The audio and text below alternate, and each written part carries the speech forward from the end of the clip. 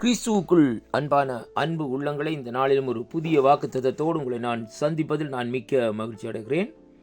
இன்றைய நாட்களிலும் 18ஆம் தேதி 5ஆம் மாதம் 2025ஆம் ஆண்டு ஞாயிற்றுக்கிழமை.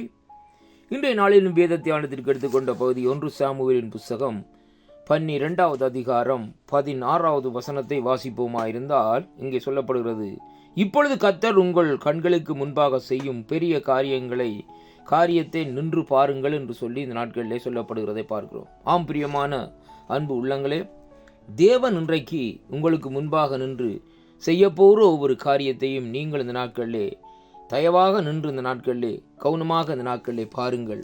இந்த நாட்களிலே பாருங்கள், இந்த வார்த்தை சொல்லுகிறது பாருங்கள், இஸ்ரவேல் ஜனங்கள் தங்களுக்கு ஒரு ராஜா வேண்டும் என்று சொல்லி ஆண்டவரிடத்திலே இந்த நாட்களிலே விண்ணப்பம் பண்ணுகிறதை பார்க்கிறோம். அதனாலே தீர்க்கதரிசி ஆகிய சாமுவேல் சவுலை அந்த இடத்திலே ராஜாவாக இந்த நாட்களை தேவனிடத்திலே கேட்டு இந்த நாட்களில் அந்த காரியத்தை செய்கிறதை பார்க்கிறோம்.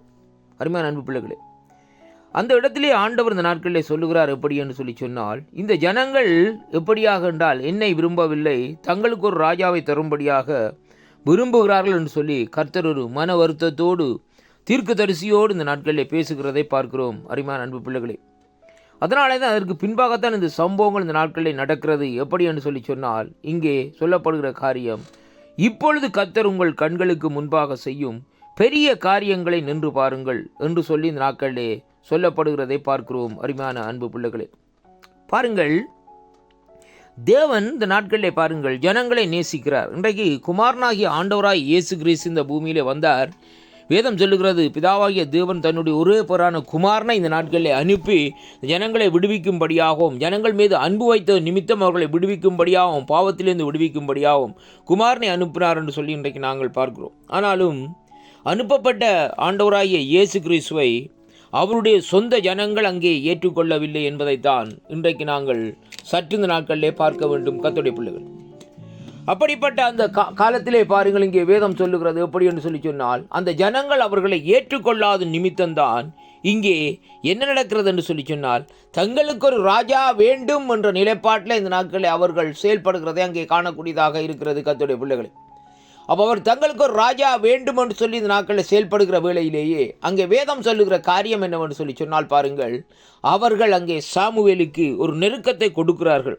தீர்க்கதரிசி ஆகிய சாமுவேலுக்கு ஒரு நெருக்கத்தை கொடுத்து இந்த நாட்களிலே எங்களுக்கு ஒரு ராஜா வேண்டும் என்று ஒரே பிடிவாதமாக இருக்கிற இன்றைக்கு ஜனங்கள் அப்படித்தான். அருமையான கர்த்தருடைய பிள்ளைகளே, கர்த்தர் தங்களை நடத்த வேண்டும், கர்த்தருடைய கரம் நம்மோடு இருந்து நடத்த வேண்டும் என்பதை ஜனங்கள் இன்றைக்கு விரும்புவதில்லை. இன்றைக்கு ஊழியக்காரர்களாக இருந்தால் கூட விரும்புவதில்லை, தான் இந்த காரியத்தை செய்ய வேண்டும்.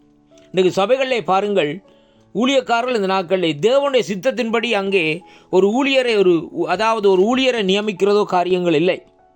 இன்றைக்கு அநேக சபைகளில் பார்க்கிற வேளையிலே எவ்வளவு காணிக்கை கொடுக்கிறான், எவ்வளவு தசோபாகம் கொடுக்கிறான் என்று காரியத்தை வைத்து தான் இந்த நாட்களில் ஒரு ஊழியக்காரர்களை இன்றைக்கு நியமிக்கிறார்கள். அதே விதமாகத்தான் இன்றைக்கு பாருங்கள், மனுஷன் தன்னுடைய சித்தத்தின்படி தான் இந்த நாட்களிலே தேவன் விரும்ப வேண்டும், கர்த்தர் தன்னுடைய சித்தத்தின்படி தான் மனுஷனுடைய சித்தத்தின்படி தான் செயல்பட வேண்டும் என்று சொல்லி இந்த நாட்களிலே அங்கே தேவனை இந்த நாட்களிலே ஒதுக்கி தங்களுடைய சித்தத்தின்படி நடக்கிறதை அங்கே காணக்கூடியதாக இருக்கிறது. அருமையான அன்பு பிள்ளைகள், வேதம் சொல்லுகிறது, பிதாவாகிய தேவன் குமாரனாகிய இயேசு கிறிஸ்துவை அனுப்பினதின் நோக்கம் என்ன? பரலோகத்திலே கர்த்தருடைய சித்தம் எப்படியாக செய்யப்படுகிறதோ அதே விதமாக பூலோகத்திலும் செய்யப்பட வேண்டும் என்று தாழ்ந்த நாட்களில் விரும்பி அவருடைய குமாரனை இந்த நாட்களில் அடிக்க கொடுத்தார் என்று சொல்லி அங்கே பார்க்கிறோம்.